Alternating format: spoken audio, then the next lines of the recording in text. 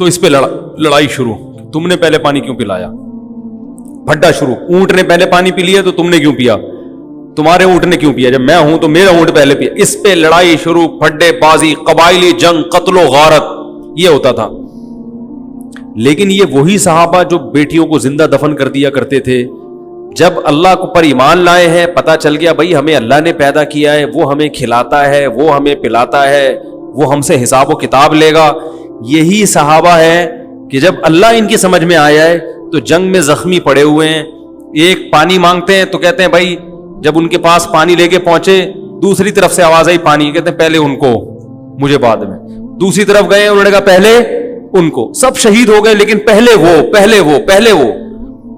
یہ وہی صحابہ ہیں, یہ وہی حضرت عمر ہیں جو زمانہ جاہلیت میں بڑے ظالم سمجھے جاتے تھے, بڑے سخت, مگر اسلام لانے کے بعد جب حکومت ہاتھ میں آتی ہے, 22 لاکھ مربع میل کے حاکم بنتے ہیں, تو بوری پہ راشن ڈال کے گلیوں میں گشت کر رہے ہیں کہ کوئی بھوکا سو گیا تو قیامت کے دن میرا گریبان نہ پکڑا جائے کہیں. ان کو پتا ہے کہ مجھے اللہ نے پیدا کیا تو اللہ مجھ سے اس بارے میں حساب لے گا, ان کو پتا ہی ہے کہ اللہ پوچھے گا.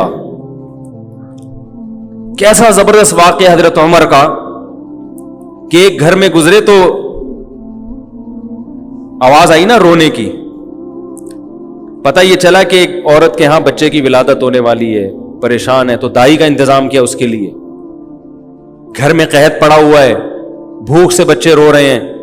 حضرت عمر رضی اللہ تعالیٰ عنہ گئے اور بورے پہ جو ہے نا راشن اور کھانا وانا لے کر گئے. تو مجھے یہ جب پورا واقعہ میں سنتا ہوں, مجھے اتنا میں جذباتی نہیں ہوتا, لیکن اس واقعے کا جو آخری جز ہے نا وہ انسان کو جذباتی بنا دیتا ہے. یہاں تک بھی ہو گیا بھائی ٹھیک ہے, کسی کو بھوکا دیکھا تو اپنی جو ہے نا وہ اپنے کندھے پہ بوری رکھ کے کھانا رکھ کے, خلی امیر المومنین 22 لاکھ مربع میل کا حاکم, اتنا بڑا, اور جس کے روم اور فارس کی سلطنتیں کانپتی ہیں اس کا نام سن کے, گھبراتی ہیں کہ یار بہت طاقتور ہے. وہ خالد ابن ولید رضی اللہ تعالیٰ عنہ کو کسی روم کے بادشاہ نے پیغام بھیجا کہ بھائی تم لوگ پتہ نہیں کیا تلوار لے کے لوٹ مار میں نکلے ہوئے. اس کو نہیں پتا تھا یہ کیا کیوں لڑ رہے ہیں. اس نے کہا بھائی دیکھو, تمہیں اگر تم لوگ عرب لوگ ہو نا, تمہارے پاس کھانے وانے کو نہیں ہے, وہ تو ریگستان تھا کچھ, اب بھی وہ تو پیٹرول پیدا ہو گیا, ورنہ وہاں پگتا کچھ بھی نہیں ہے اب بھی. تو اگر تمہیں کچھ خوراک چاہیے, کھانا چاہیے تو ہم روٹی کا انتظام کر دیتے ہیں, پینا چاہیے تو پانی کا انتظام کر دیتے ہیں, کوئی لائن وائن بچھا دیں گے آپ. خالد بن ولید نے فرمایا ہم نے سنا رومیوں کا خون بہت لذیذ ہے, ٹھیک ہے نا, وہ چاہیے ہمیں. یعنی اس کو یہ تانا دیا کہ ہم تم سے بھکاری ہیں جو ہم روٹی کے لیے جنگ لڑ رہے ہیں, روٹی کا وعدہ اللہ نے کیا وہ پورا کر دے گا.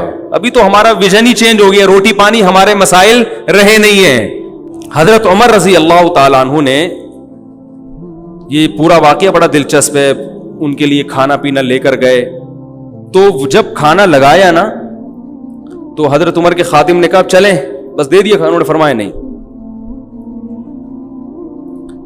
کیسا اللہ نے دل بنایا نا. انہوں نے, حضرت عمر نے فرمایا میں نے ان کو بھوک سے روتے ہوئے دیکھا ہے, اب میں ان کو کھانا کھاتے ہوئے بھی دیکھنا چاہتا ہوں. کچھ کھانے, حالانکہ خود تھوڑی کھا رہے ہیں وہاں کھڑے ہو کر, کھاتا ہوا دیکھنا چاہتا ہوں. خوش ہو رہے ہیں غریب کو کھاتا ہوا دیکھ کر.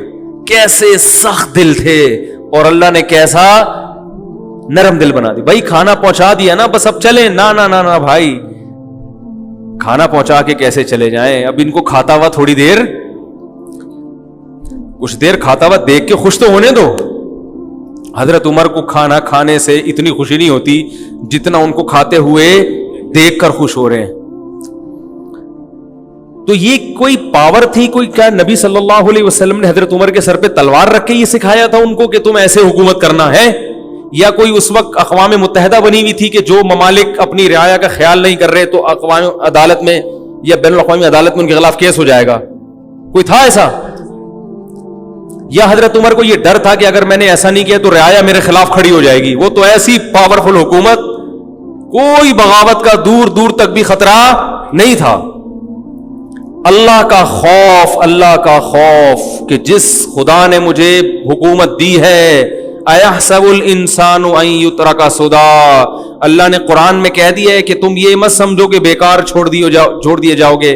ہر عمل کی ریزن بیان کرنی پڑے گی کہ اے عمر، اگر آپ کی رعایا میں ایک گھر بھوکا تھا آپ کو پتہ نہیں چلا تو اس کی ریزن بیان کریں کہ آپ کو پتہ کیوں نہیں چلا، اور اگر آپ کو پتہ چل گیا تو اس کے گھر میں کھانا پہنچانے کا انتظام کیوں نہیں ہوا. یہ بھی ایک عمل ہے نا، اس عمل کا جواب دیں. حضرت عمر کے پاس اس کا جواب نہ ہوتا، اس لیے کندھے پہ راشن ڈال کے لے کے جا رہے ہیں.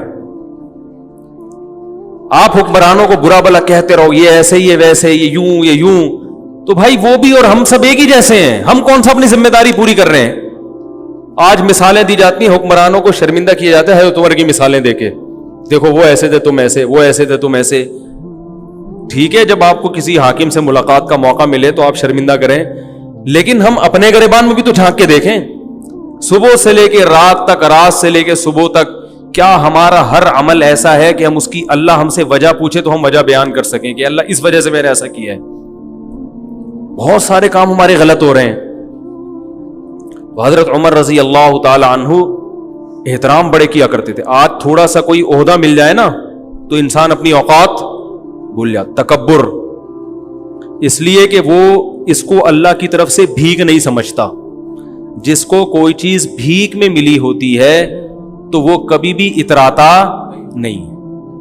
دیکھو آپ کے پاس کچھ بھی نہیں تھا پہننے کے لیے، بھکاری بن کے کسی کے در پہ گئے، سیٹھ صاحب نے آپ کو ایک ٹائی دے دی، 3 پیس سوٹ دے دیا، بنیان دے دیا ہے بھائی، اور شیمپو دے دیا کہ نہا لو. نہا کے آپ نے ٹائی وائی پہنی، اب آپ اسی کے سامنے اکڑ رہے ہو اور لوگوں کو یوں یوں کر کے دکھا رہے ہو، تو وہ بولے گا بھائی میں نے دی ہے، واپس لے لوں گا میں. تو جو چیز بھیک میں ملی ہوتی ہے انسان اس پہ اکڑتا نہیں، اور جو اپنے پیسوں سے خریدی ہوتی ہے اس پہ اکڑتا ہے. خود گئے طارق روڈ میں شاپنگ کی آپ نے، اپنی تنخواہ میں سے، آپ کو تنخواہ ملی تھی، اچھی تنخواہ ہے آپ کی، وہاں سے 3 پیس سوٹ ٹائی پہن کے آئے، اپنی گاڑی میں بیٹھے، پھر آپ ایسے ایسے کر کے گھوم رہے ہیں. کوئی شرمندہ نہیں کرے گا آپ کو، بولے گا بھائی السلام علیکم، اللہ نے آپ کو دیا ہے. تو اللہ کہہ رہے یہ جو تمہاری اپنی چیزیں یہ بھی اپنی نہیں ہے، یہ سب میں نے دی ہیں. یہ جو تنخواہ آپ کو مل رہی ہے یہ تنخواہ کہاں سے آ رہی ہے؟ یہ جو آپ کی کمپنی کی ارننگ ہے یہ تو قدرت کی پیداوار ہے نا، جو اللہ پیدا کر رہا ہے. کپاس اللہ نے پیدا کی، اس سے کپڑا بنتا ہے، تو آپ ٹیکسٹائل مل میں جاب کر کے تنخواہ لے رہے ہوتے ہو، یہ تو سب اللہ کی طرف سے بھیک ہے. آپ شوگر مل میں مینیجر لگ گئے بھائی، تو شوگر پیدا کون کر رہا ہے؟ یہ گنے اللہ پیدا کر رہا ہے. آسمان سے پانی برستا ہے اور وہ میٹھے لکڑیاں پیدا ہو جاتی ہیں، اس سے میٹھی میٹھی لکڑیاں پیدا ہو جاتی ہیں شہد جیسی، اس سے رس نکلتا ہے. ایک بارش ہے جو دنیا کی ہر چیز پیدا کر رہی ہے، ایک پانی ہے جو دنیا کی ہر چیز پیدا کر، تبھی پانی بند، سب کچھ ختم. تو یہ سب چیزیں بھیک میں ملی ہیں. تو حکومت بھی کس میں ملی ہے؟ بھیک میں. تو حضرت عمر جانتے تھے کہ مجھے جو حکومت ملی ہے کس میں؟ اللہ نے بھیک میں دی ہے، یہ میرا کمال نہیں ہے. تو لہذا بڑوں کا احترام کرتے تھے. حضرت خولہ بنت ثعلبہ رضی اللہ تعالیٰ عنہ کا بڑا دلچسپ واقعہ ہے. حضرت خولہ بنت ثعلبہ جو تھیں، ان کے شوہر نے ان سے زہار کیا. زہار کہتے ہیں کہ انتی علیہ کظہر امی، بیوی کو اپنے ماں کے کسی محترم عضو سے تشبیہ دے دینا کہ تم مجھ پر ایسے ہو جیسے میری ماں کی طرح ہو. تو عرب میں یہ الفاظ طلاق کے سمجھے جاتے تھے. تو جب ان کے شوہر نے یہ الفاظ کہے تو یہ پریشان ہو گئے کہ طلاق ہوئی ہے کہ نہیں ہوئی ہے. نبی صلی اللہ علیہ وسلم کے پاس آئیں، فتح مکہ کے بعد کا واقعہ یہ. عرض کیا یا رسول اللہ، کیا میں اپنے شوہر پہ حرام ہو گئی؟ آپ نے فرمایا حرام ہو گئی. وہ بار بار اللہ کی طرف دیکھتی کہ اللہ کوئی صورت پیدا کر دے. چھوٹے چھوٹے بچے بھی تھے، شوہر سے بہت محبت بھی تھی. پھر جاتی ہیں، پھر واپس آتی ہیں، یا رسول اللہ. جیسے لوگ طلاق دیتے ہیں نا بیوی کو، تو پھر عورتیں بھی آتی ہیں، مرد بھی آتی ہیں، مفتی صاحب 3 دے دی ہیں کچھ تو ہمارے نبی بھی ہمارے نبی کیا کہہ رہے تھے کہ طلاق یعنی نکاح ختم، حرام ہو گئی ہو ہمیشہ کے لیے. اس لیے کہ آپ اپنی طرف سے، تو مفتی بھی اپنی طرف سے کچھ نہیں بتا سکتے. جب بار بار آئیں اور آسمان کی طرف دیکھتی تو اللہ نے آسمان سے آیتیں نازل کی. قد سمع اللہ، 28ویں پارے کا پہلی آیت، قد سمع اللہ قول التی تجادلک فی زوجها، تحقیق سن لی اللہ نے بات اس عورت کی جو اے نبی اپنے شوہر کے بارے میں آپ سے جھگڑا کر رہی تھی. واللہ یسمع تحاورکما، اللہ تمہاری سرگوشیوں کو باتوں کو سنتا ہے. اور پھر اللہ نے آیتیں نازل کی والذین یظاہرون منکم من نسائہم, جو لوگ اپنی بیویوں کو ماں کے کسی عضو سے تشبیہ دے دیں, اظہار کریں, تو اس طرح کہنے سے ان کی بیویاں حقیقت میں ماں نہیں بن جاتی. یہ طلاق کا جملہ نہیں ہے, نہ اس سے طلاق ہوگی نہ بیوی حرام ہوگی, لیکن یہ بری بات ہے. تو بری بات کی سزا یہ ہے کہ جو شوہر ایسا جملہ کہے گا تو وہ بیوی کے قریب نہیں جا سکتا جب تک کہ ایک غلام کو آزاد نہ کر دے. اور جس میں غلام کی طاقت نہیں ہے وہ 60 روزے لگاتار رکھے.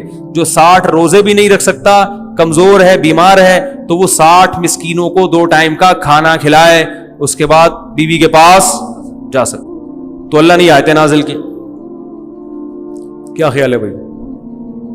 اب آیتیں نازل ہونے کا آپشن, اس لیے 3 طلاقیں دیں تو وہیں بیٹھ کے بس سمجھ جائے گا کہ بیوی حرام ہو گئی ہے. ٹھیک ہے نا؟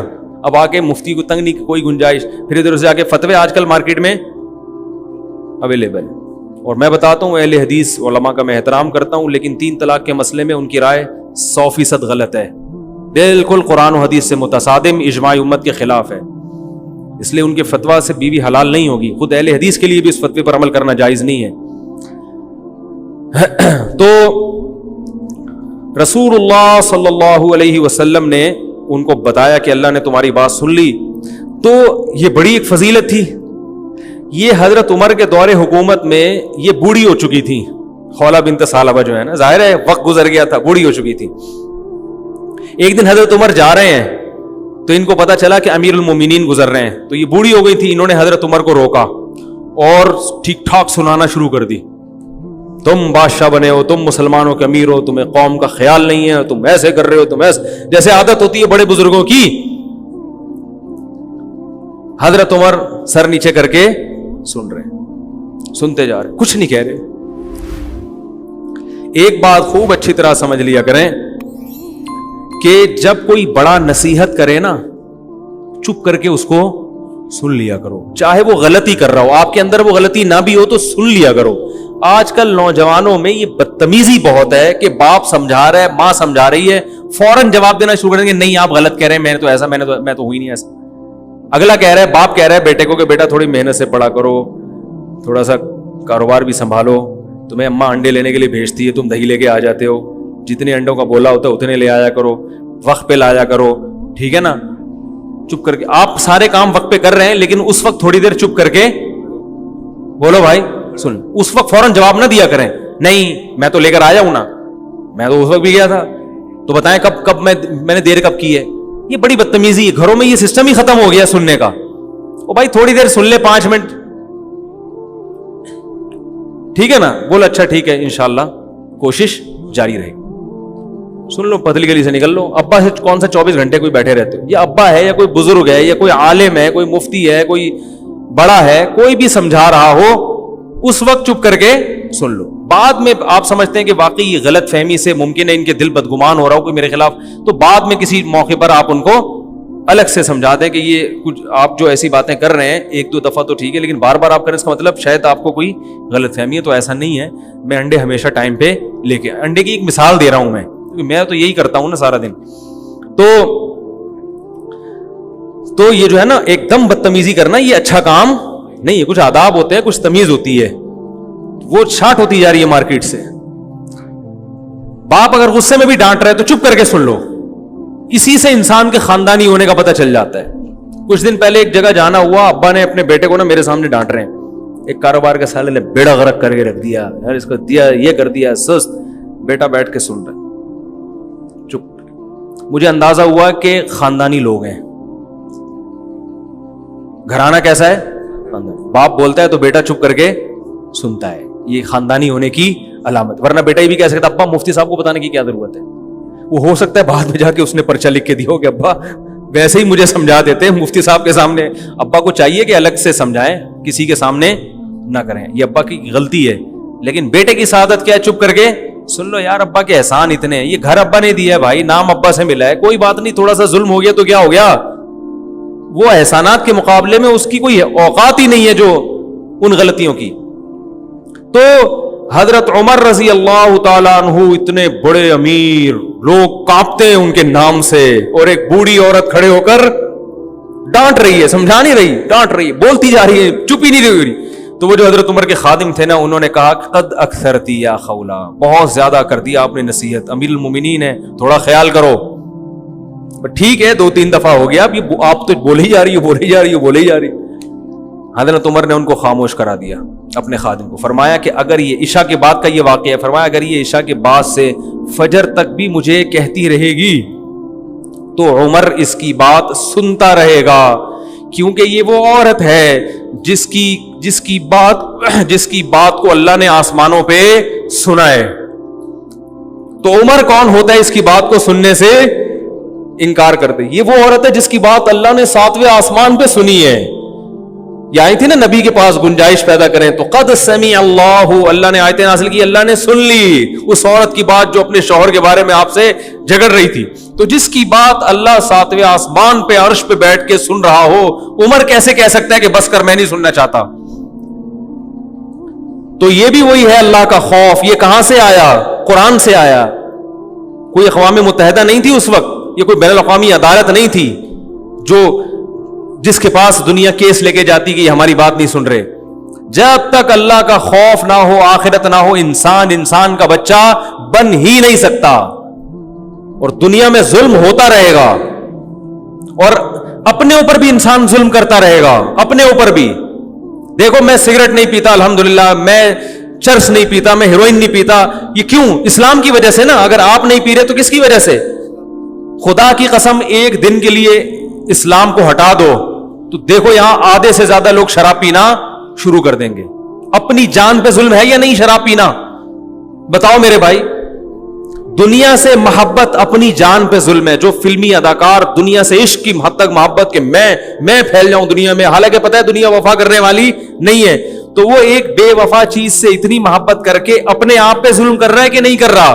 تو اگر آپ کی زندگی میں دین نہیں ہے تو آپ دنیا کے لیے بھی ظالم اور اپنے لیے بھی بہت بڑے ظالم بن جاؤ گے. آپ اپنی زندگی بھی اپنے ہاتھوں تباہ کر دو گے. میں نے دیکھا ہے شرابی لوگوں کو جگر خراب ہو گیا, مر گئے جوانی میں, نشے کی خاطر چند لذتوں کی خاطر جوانی میں موت کا شکار ہو گئے, ساری زندگی برباد کر دی انہوں نے. تو جن لوگوں کو روکا ہے شراب سے, وہ کون سی چیز روک رہی ہے؟ وہ اسلام روک رہا ہے, وہ مذہب روک رہا ہے ان کو.